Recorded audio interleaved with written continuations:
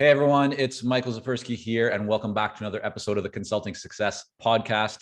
Today, I'm very excited to have with us Stephane Hamel. Stephane, welcome. Thank you for having me, Michael. Great pleasure to be here. Yeah, so Stephane, you are an independent consultant advising your clients around digital marketing, analytics. You're also a keynote speaker, pre-seed investor. You've done a lot of things kind of in that space. You've taught at places like Duke and the University of British Columbia.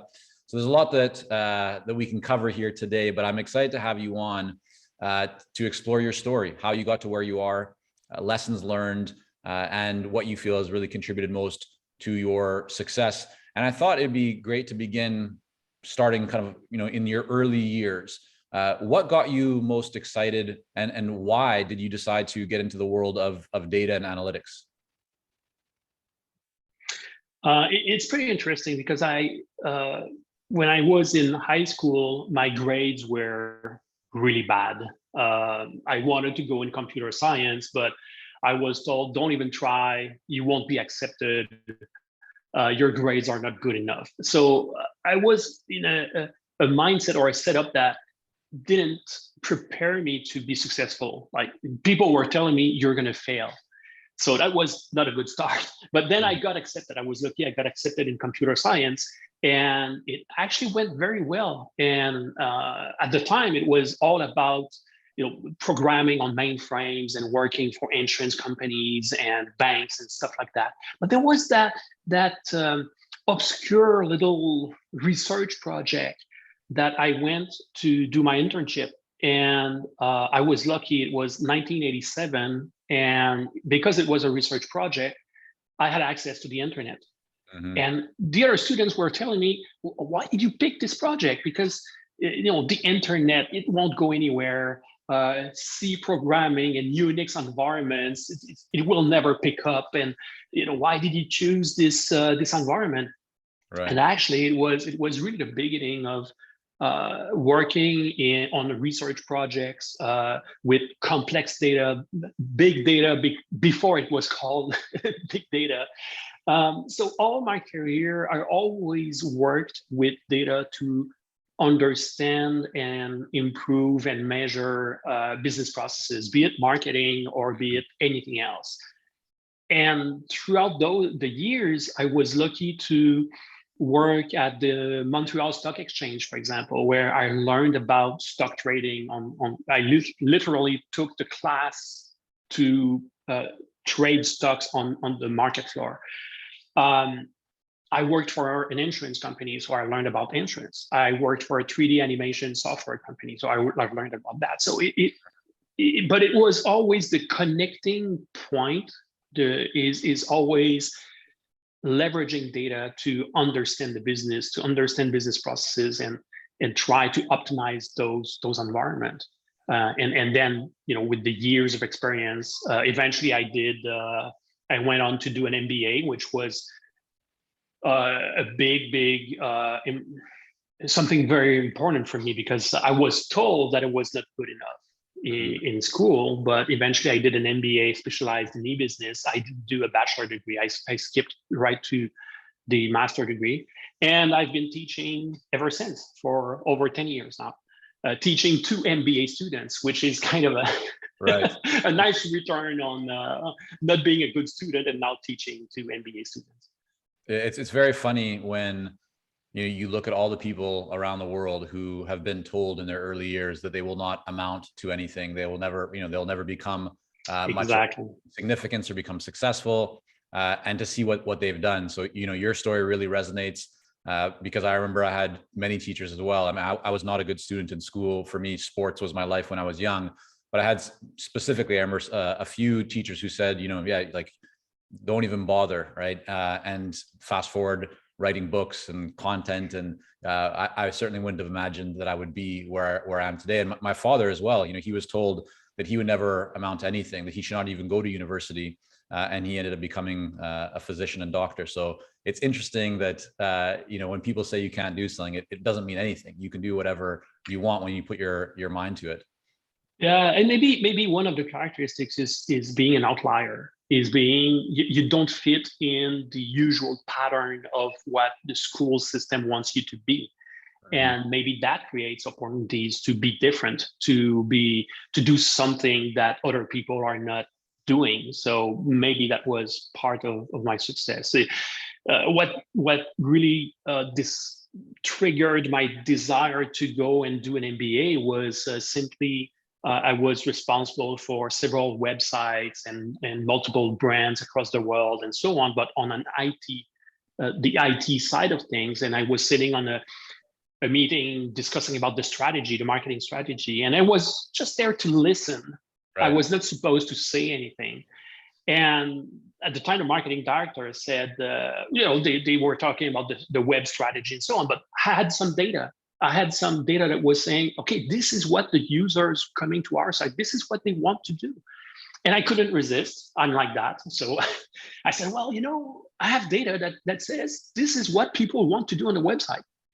And she looked at me and she said, no, but you don't understand. You're in IT. And that was like a slap in the face. That was like so insulting that I wanted to prove to myself. I thought I knew what the business side was, but I wanted to prove to others also that I understood the business. And it looks like I did, because the grades in my MBA were super good. And I, as I said, I've been teaching ever since. And I really enjoy teaching. Teaching is such a great experience in sharing knowledge, but also learning so much. And it's the same thing when you do conferences. You learn so much from the other people who are attending your class or attending your conference. Right. It's just great. Stephane, I want to fast forward because you worked at several organizations, some quite large, but you decided at one point that you wanted to leave and start your own business, right? To become a consultant. For you, what was that turning point? What was going on in your life? Why did you make that decision to leave the corporate world and get into consulting? Well, there's pros and cons to doing that. Obviously, when you work for a large organization, the last one where I was an insurance company. I had a great position. The salary was awesome, good vacations, compensation plans, and everything was great, except that it was such a big organization that in the time it took them to make one decision, I was eager to make 10 decisions and maybe be wrong on 2 of them, but at least do something. So the pace of the organization was not fast enough for me. So maybe I'm crazy. Maybe I'm, some people say that I'm really passionate, and maybe it shows in the way that I'm talking right now. but really, so certainly that a desire to be able to take my own decisions for right or wrong, but at least have the impression or the sentiment that I was really making decisions. The other thing, maybe we would have to ask my former bosses, but maybe it's because I'm a free electron. I'm just a wild card, and maybe sometimes it's hard to work with me. And again, it's a positive side of my personality, but it might have some drawbacks in some context, but I think it allowed me to push further on many aspects of what I've been doing and sharing my knowledge to the industry also. I want to zoom out for a moment, kind of go to a higher level vantage point. For you, looking back over the years of building your consulting business and seeing the success that you've had, what do you feel would have been beneficial for you if you knew, or even helpful if you knew earlier? At one point, maybe earlier on, maybe it would have been having the guts to do it. It's really. What do you mean by that? Seeing opportunities, but not pushing enough to actually create the idea that I had, or push it further. So maybe that's one example of that. Oh, when I was really a real of course, a real situation. When I was working for the high-end 3D animation software company, the software was being used for special effects in movies, in gaming, and in commercials.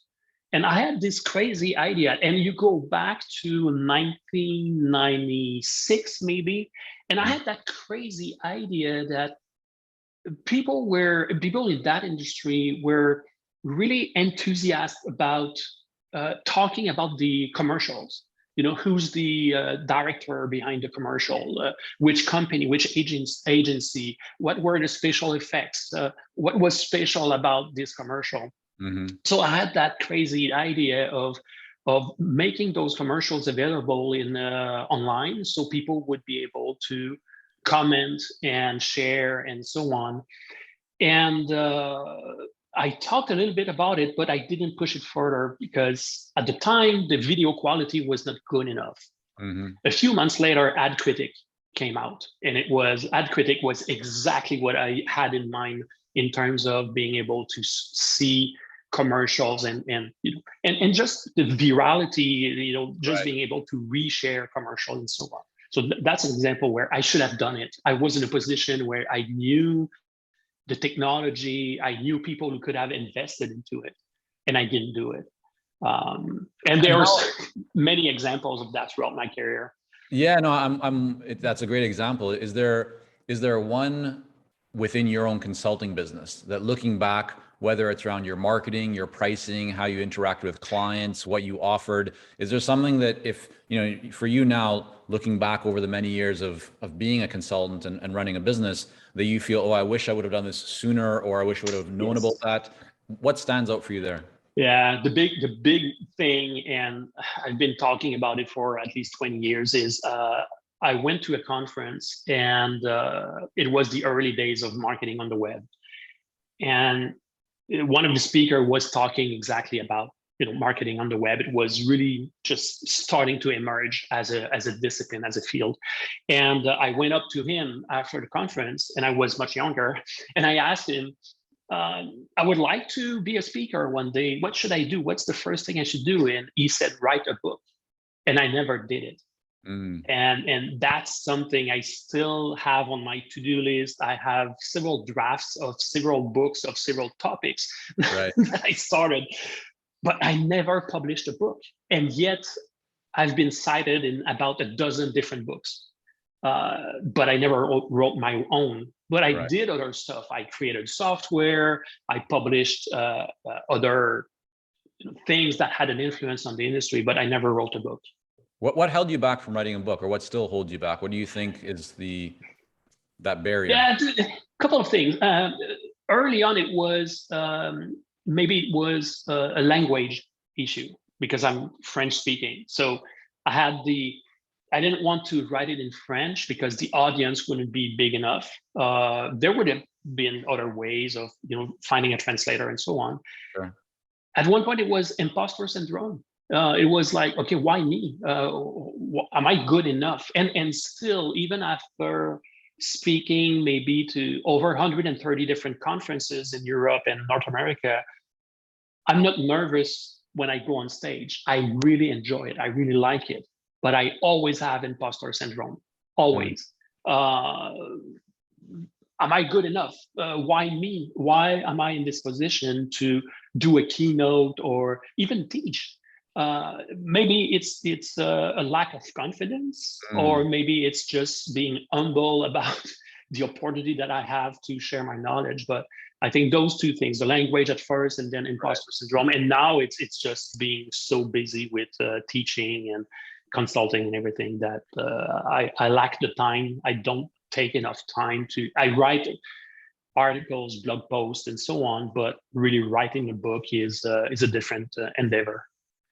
How do you manage the imposter syndrome? Because this is something that a lot of people face. Taking the example of feeling that way before you get on stage to deliver a talk, which you've done hundreds, 130 or so plus times. What's going on in your mind? How do you push yourself if you know that you're going to feel that way because you felt that way before?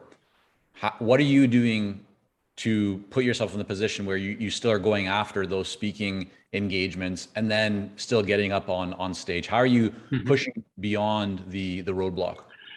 Well, a couple of things. One is, of course, mastery of the topic.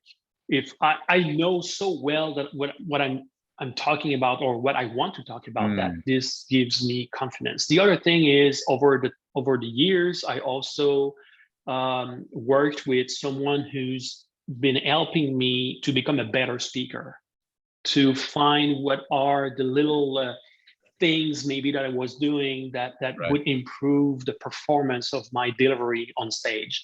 So that really made a difference. So it's not about making nice PowerPoint slides and stuff like that. It's really about the person doing the presentation. So that was a huge difference. And then the third thing that I would say is seeing other people speak.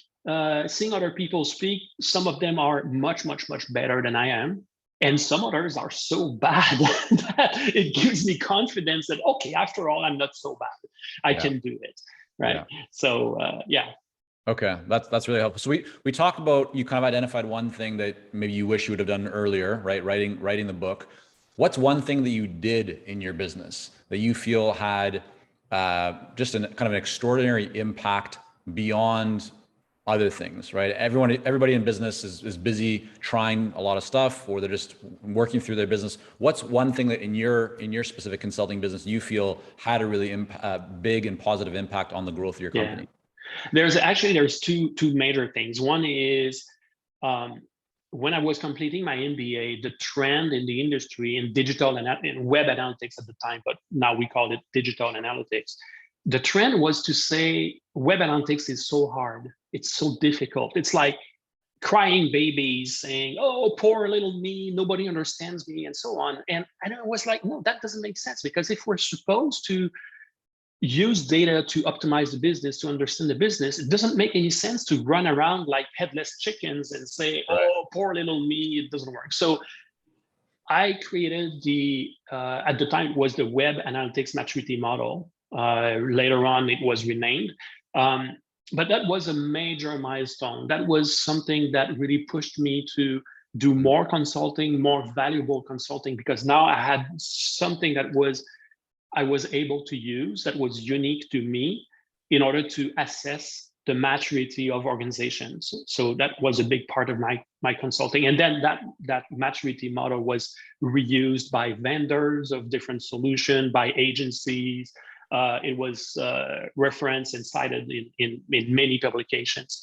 The other thing is, at one point I was doing quality assurance of the data collection for web analytics, and there was no tool. So I created a tool to solve my own problem. And eventually I commercialized it. I was able to grow it to a certain level and eventually sold it to a company. In fact, I sold it twice, which is a funny story.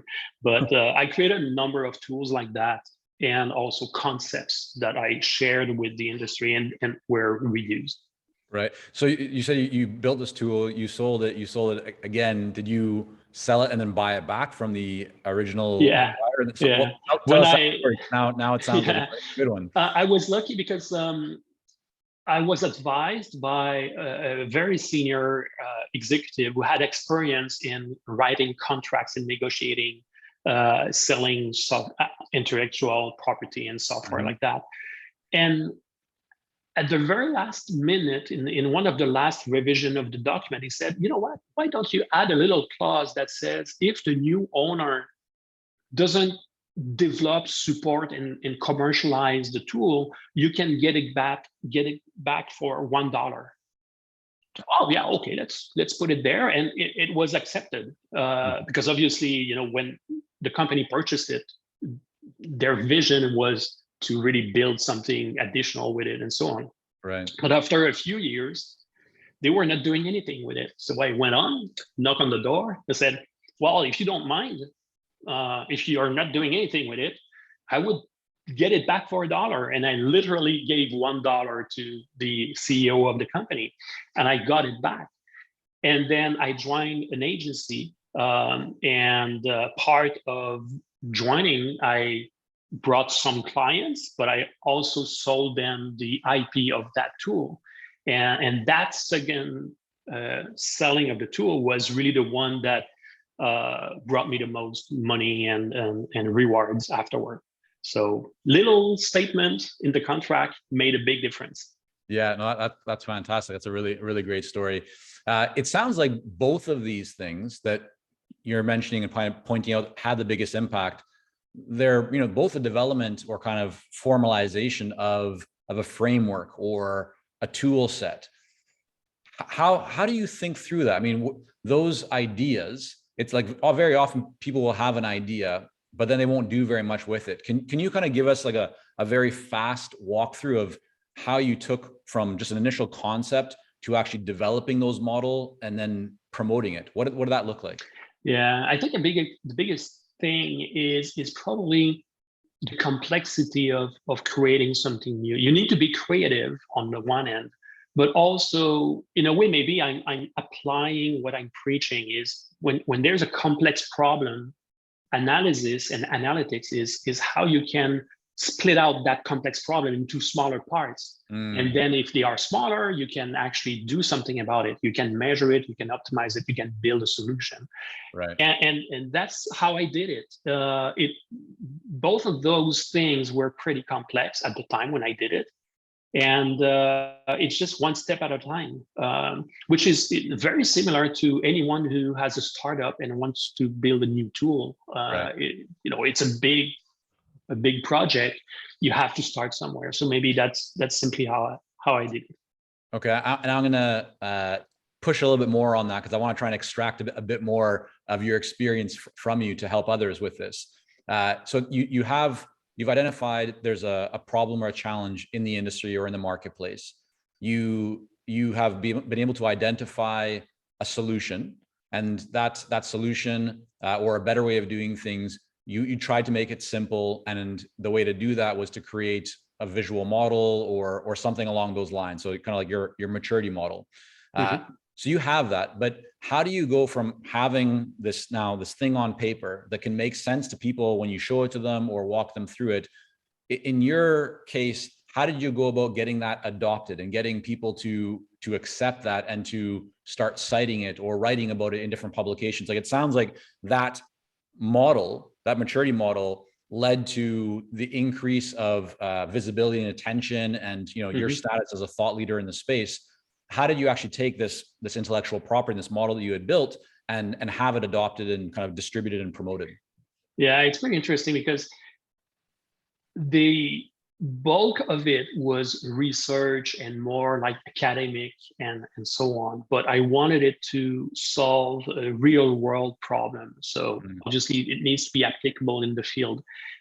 I could have taken the path of having a patent and licensing it, but probably the adoption wouldn't have worked at that time because it's a matter of being able to get it out there and get that model being, I was always saying, be used and abused also. So the test of fire, see how it works in the field. And I think it's a combination of having a great idea that you can bring to reality, but it's also a big part of that is networking. It's the network of people that I knew at the time. When I presented the maturity model, one of the first time I presented it at a conference, I was told by many people, been there, done that, it's not useful. The famous quote, all models are useful, all models are useless, some of them are useful. Again, people telling me it's not useful, it won't work, but still pursuing in that direction, and eventually it picked up. But it took years to actually work.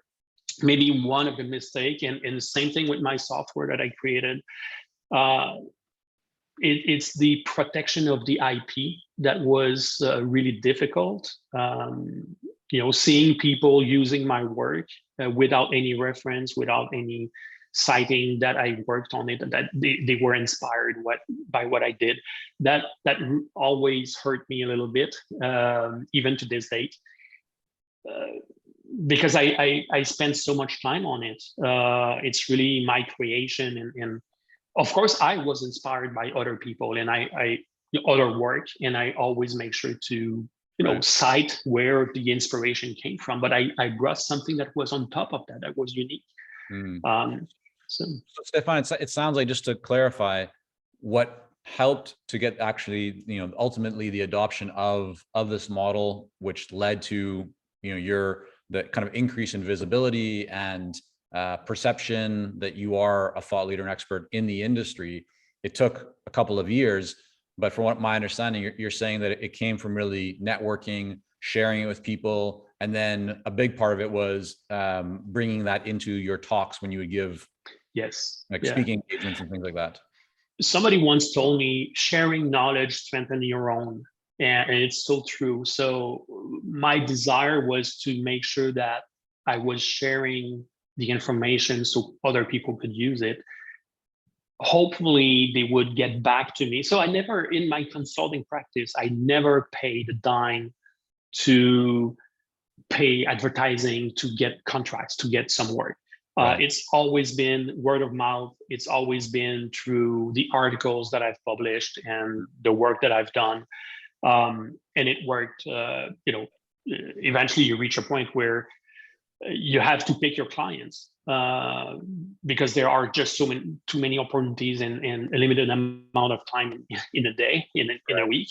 And maybe that's also why I wanted to create the model and make it available, or the software, because in my mind, consulting is very difficult, because I like to say that what you're selling is your brain juice.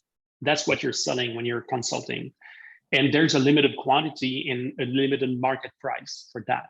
So the only way to scale, it's either you grow your agency or you create a product. And the product is very expensive to create. It's very risky, but if it works, then there's the network effect and exponential potential benefits. Right. Let's zoom in now to your area of expertise, data and analytics.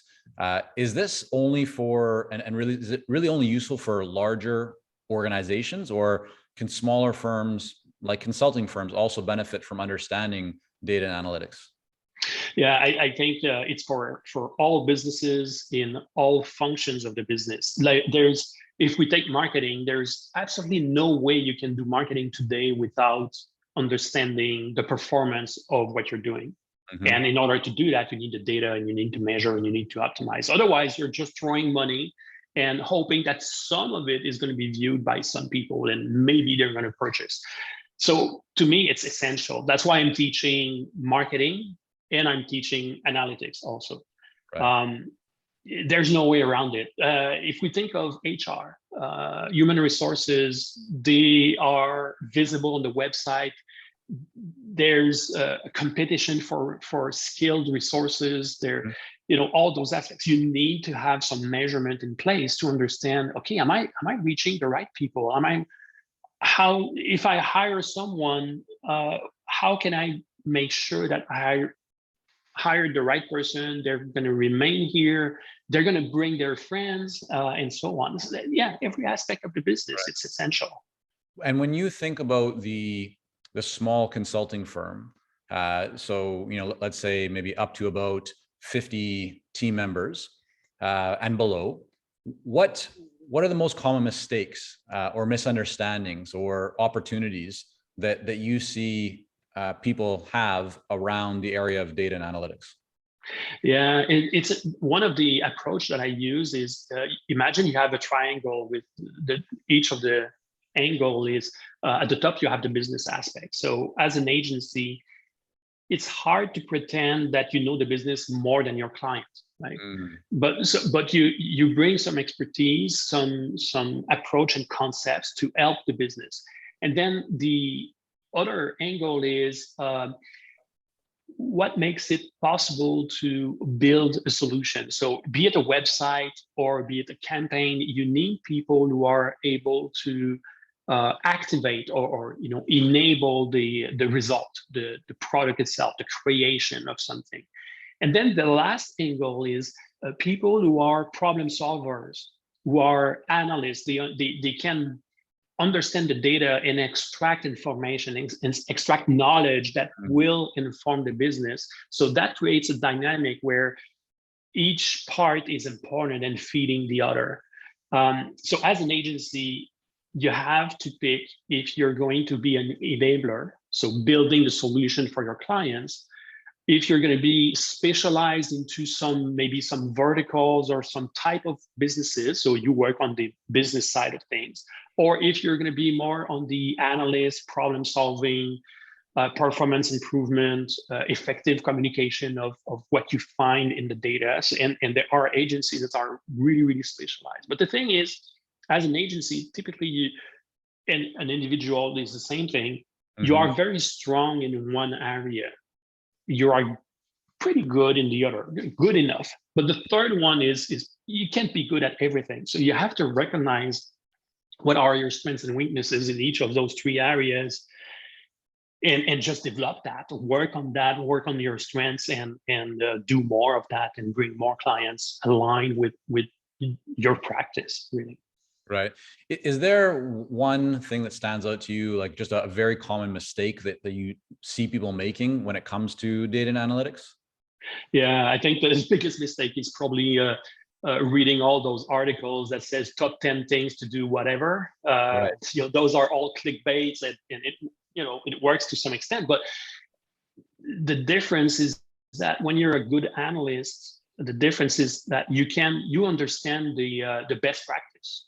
That's fine. You can read those top 10 and whatever. But if you really want to be a good analyst and really go above and beyond that, you need to be creative, because you want not only to do the best practice or do as well as your competitors, but you need to do better than that. And that requires creativity.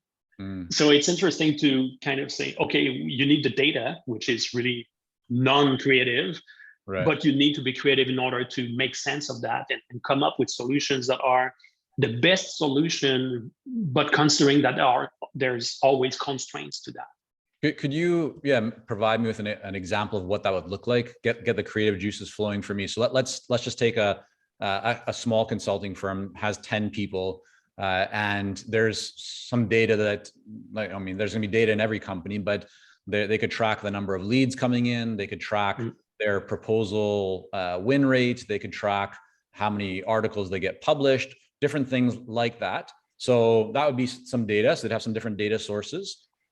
What's the creative part? Where is your mind going right now, Stephane? As I explain that, what would be an example of thinking about on the creative side of using that data? Yeah. One thing that we see very often is the desire to say, oh, if you want to get this paper that we wrote, you need to fill out this form and provide your name and your cell phone and your telephone number and email and title and a bunch of information. And too often what happens is when you do that, many agencies and companies are putting behind the label white paper or something like that, something that is really just a marketing piece. There's no research behind it. It's just a selling document. So, but because they want to have those contact information, they put that ahead of the quality of the information they are providing. And what happened typically is that people will fill the form, but they will put junk in there. So it's not very useful. So why not do a test? Why not see if having the form there because you have a desire to get the contact information, maybe there's a better way. Maybe it's simply that in the document itself, you make it easy to reach out if the customer, if the client in a B2B context, if the business wants to reach you, they know how to do it. So little things like that where it's creating friction. What do you prefer? Do you prefer to have a bunch of contact information that are useless because it's all junk? Right. Or you want to get your word out there so people will reach out to you because they want to reach out to you? Yeah, no, I think that's a really good kind of distinction, separation. Because it is very easy to just look at and track things like, how many leads are we generating? But at the end of the day, it's not about the number of leads. It's about the quality of those leads. Absolutely. And even more importantly, the number of people that you end up engaging with and they become clients. So I think that's a great prompt for everybody joining us right now to look at what are you doing right now, even just from your marketing perspective, or it might be from your hiring side. What are you doing and how could you look at it from a different perspective? How could you make it better? How could you improve the experience? I think that's a great example of you simply have to test it. And right. the same thing happened with subscribing to a newsletter, where typically there's way too much information that is being asked. And what the person really want to do is just subscribe me to the newsletter for now, and maybe I'm going to be more disposed at a later time to share more information about me. But don't put it in my face right away and ask a bunch of information that will be will come in the way of the initial goal, which is, I want to subscribe to the newsletter. Make it easy to do business with. That one of my other former boss always used to say that. Make it easy to do business with. Remove all the roadblocks, all the constraints. People will know how to reach you if they like what you're doing. Yeah, it's a really great point. Stephane, before we wrap up, I want to find out from you, in the last 6-12 months, what's been 1 or 2 books that you've really enjoyed? They could be fiction or nonfiction, but just something that you've found to be valuable or inspiring, motivating. Yeah. I read Digital Marketing Analytics. Of course, things that are in my field of expertise. So that was one that I read, which was interesting. And then the other thing also, I switched between books related to my work, but I also like to read historical novels or fictions. And reading about World War II, I was in London at one point visiting the bunker, and there were those dashboards, graphs of how many ships were built and how many planes were shut down and stuff like that. And in a large part, that's how the war was won. Is you produce more and destroy more than the other party, and that's how it works. So I like to be reminded of what we're doing today. In many respects, it's not so different. Yes, we have social media, we have the internet and so on, but there are some core concepts and core principles that still apply today. And that's really hard to convince the younger crowd, the students, that it's not because TikTok is there and it's amazing and whatever, that suddenly all of the other things are different. So sometimes it's good to read books that just remind you of that. And is there one book that you've read or listened to recently in that space? Top of my head, there's a series of books on World War II. I'm trying to remember. Eagles Over Britain or Eagles Over Europe, something like that, which is quite interesting. Amazing stories of people who had to fight something that was in a way much more challenging than COVID. We'll try and link that up in the show notes. Stephane Hamel, thank you so much for coming on, sharing some of your journey with us. Where should people go to learn more about you and your work? Easiest one is simply Google stephanehamel.net or Stephane Hamel. stephanehamel.net or my LinkedIn profile are the 2 best way to reach me. Sounds good. We'll include that as well. Stephane, thanks so much for coming on again. Thank you, Michael. Thanks.